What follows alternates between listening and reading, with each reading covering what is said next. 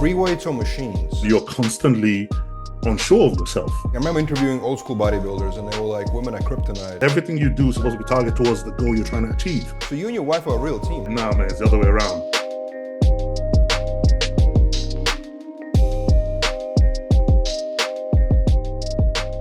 It's kind of like a debate happening right now. Arnold Schwarzenegger actually was commenting on it. Free weights or machines?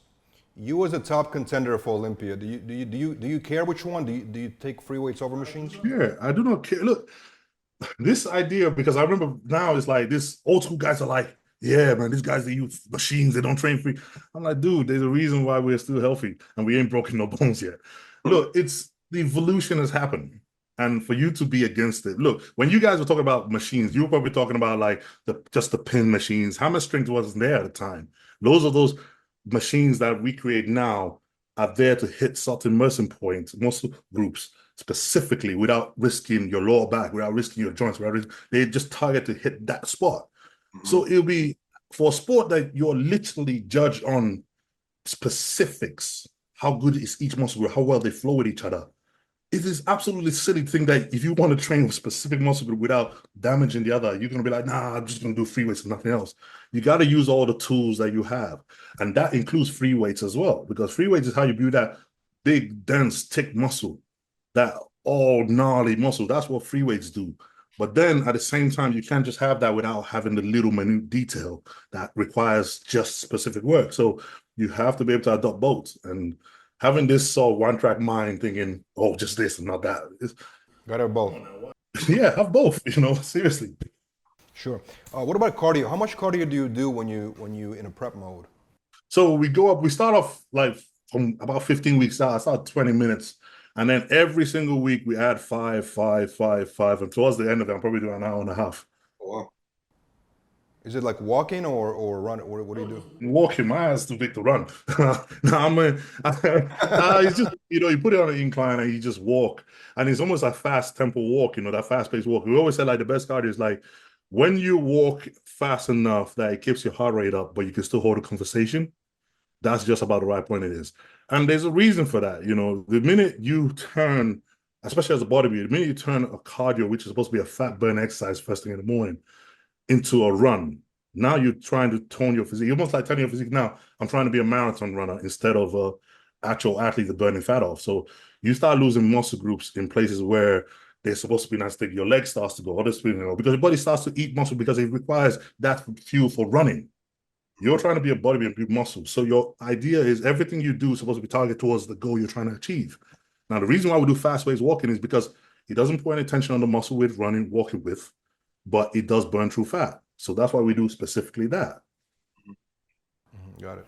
And how many calories do you eat during prep a day, roughly? I don't really count my calories. Funny enough, this is one thing that is different from me because I don't really count my calories. I don't really count my protein source or anything. My wife does it all. And this is why she's so fit. That's why she's completely in charge of my prep. And honestly, it's such to the point where each week she cuts my food each week. She doesn't even tell me how much she cuts it by. All I realize is all of a sudden this meal doesn't fill me up anymore. And I'm like, damn, I'm getting more hungry. And she does it so maniacally and she does it so steadily because she does all the calculation and everything herself and she breaks it all down. And she just puts me in the point where I focus on the task at hand, which is just train and focus on what I got to do on stage. In terms of getting in shape, she doesn't have to come up and tell me, okay, so I'm cutting your meals by 5 grams. I'm cutting this. She just literally puts it, okay, these are your meals for today. Get on with it.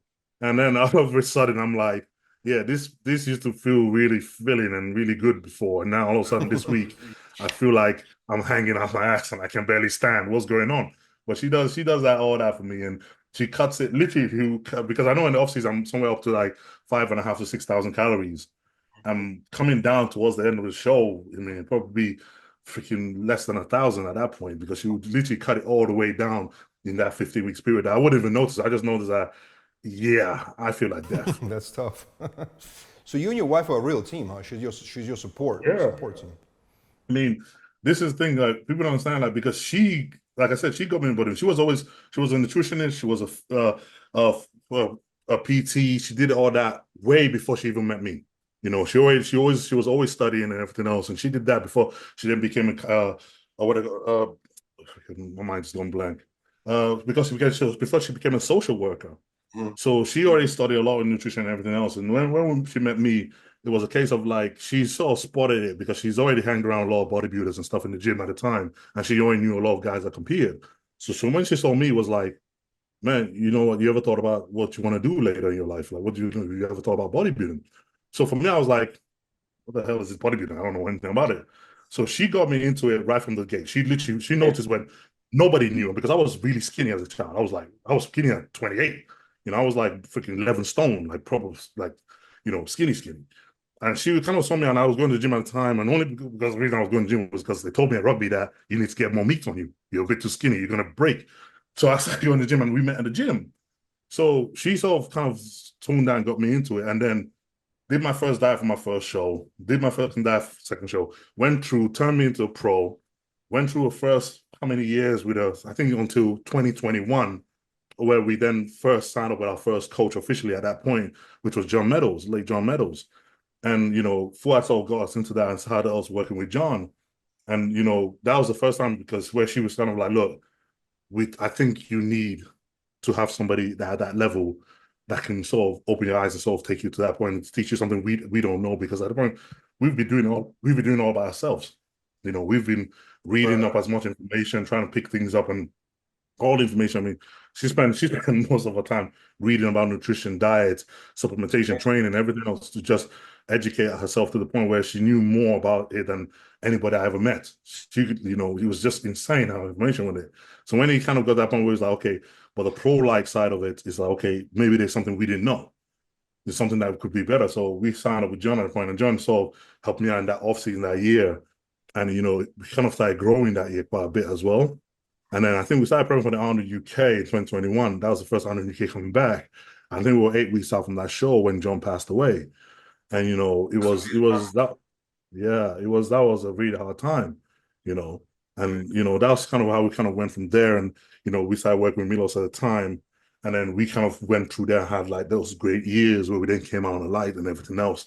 So this whole time, every single journey we've been through, she's been right there by my side, watching and learning. I mean, most of the time, with all the coaches I've had, like John, Milos, everyone, when they don't even speak to me, they speak to her. They just say like, "Oh, okay, here's his diet," and they send email it to her, and then she just gets it over to me. So she's always been right there the whole time. That's amazing. I remember interviewing old school bodybuilders, and they were like, "Women are kryptonite. If you're a bodybuilder, you can't have a woman in your life because they're gonna, you know, stress you out." Oh my God. Oh, dude, I don't know what kind of women they talk about, but honestly, I would never do it without mine. Honestly, this is not even, it's no joke, you know, honestly, because imagine like this sport. I mean, people know this sport. The men on this sport, we're on balance, man. We're on hinge. There's no getting away from that. We know that, right? Our emotions are everywhere. We're under this pressure. We're doing this at the most extreme level of it. And you're constantly unsure of yourself. No matter how much you are, especially in prep, you're unsure of yourself. You're constantly up and down the place. And for me as a dude, especially being a guy when I come in, I can't call a man every single time I call my coach and go, I'm not feeling great today. What do you think I should? I mean, come on, man, dude. Like, no, you man up, you know. So it's always been that sense. But then the women in our lives are the ones that notice things and are there for us when we have no one else.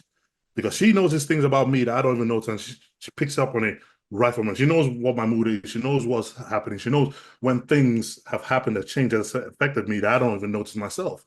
So she's been one that helped keep my head together and keep me going focused and keep me going, okay, I know how you're feeling right now. I know that you feel you're not getting results from your training. I know you're feeling like you're not putting on size. I know you're feeling you're getting lean enough. But trust me, I see you are. Keep pushing. Keep going. You know, you're doing it. So when they say about the idea of women as a bodybuilder, I was like, nah, man, it's the other way around. Well, you got the right one. That's the thing. You got the right one. Yeah, you get the right one, they'll make you a champion. Yeah, there you go. Thank you so much, man. I really appreciate you having me on. Thank you. Thank you, man. I appreciate it, man. Thanks, man. Take care.